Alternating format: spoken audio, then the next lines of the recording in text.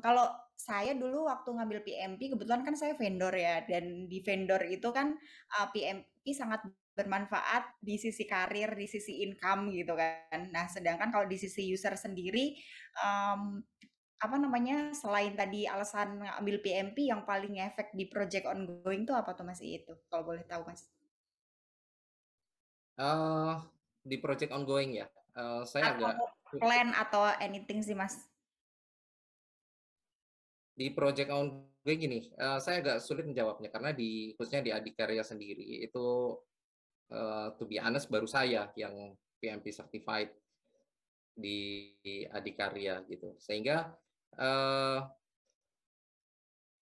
sebetulnya tadi PMI atau PMBOK itu kita sudah diintroduce di proyek-proyek Adikarya itu sejak 2014 gitu ya. Tapi eh, itu tidak merubah banyak mengenai bagaimana cara kita manage project gitu. Sehingga project performance-nya masih sama dan bahkan semakin ke sini itu banyak tidak ada hanya adikarya, tapi juga kontraktor-kontraktor konstruksi itu mengalami ada yang namanya penurunan profitabilitas proyek itu karena berbagai macam kendala ya, khususnya karena kita tidak melakukan suatu project management yang benar dan kita tidak menyesuaikan dengan perkembangan zaman. Seperti itu. Akhirnya ya prioritas kita akan semakin menurun, semakin menurun, semakin menurun gitu. Dan kita tidak mengadaptasi cara kerja yang baru, framework project management yang baru, sehingga apa yang kita lakukan sama dengan sebelumnya, namun tantangannya sudah jauh berubah gitu.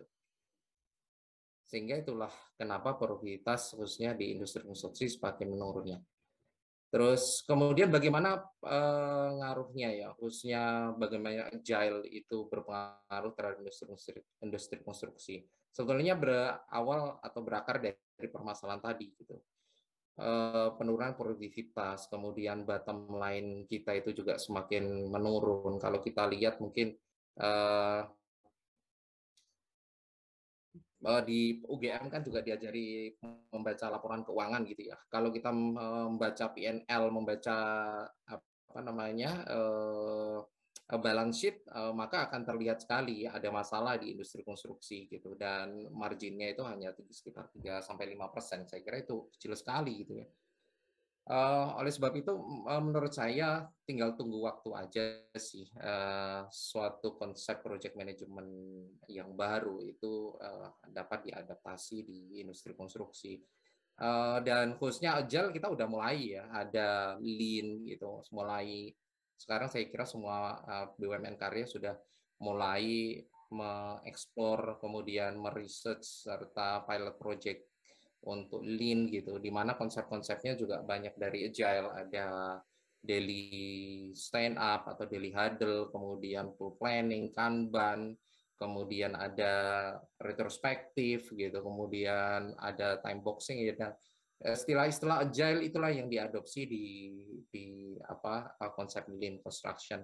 Walaupun memang secara implementasinya kita masih banyak hybrid ya, di mana kita memang ekosistemnya itu memang banyak di prediktif gitu karena apa yang diberikan oleh owner pada saat bidding stage sudah cukup untuk kita dapat memprediksi bagaimana proyek itu akan dideliver dan produknya itu seperti apa.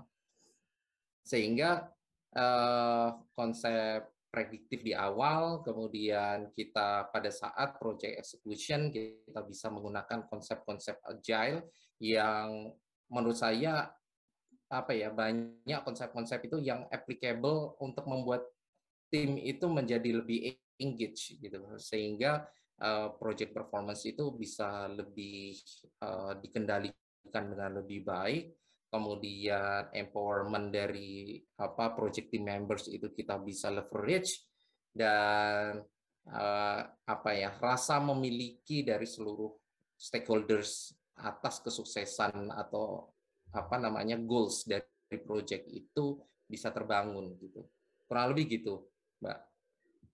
Thank you Mas Iit. Oke, next boleh ya Mas Atar nih, malah saya jadi ambil. Nggak apa-apa. Tapi mungkin sebelum sebelum Fiari lanjut tanya, jadi kos ini ya cadangan.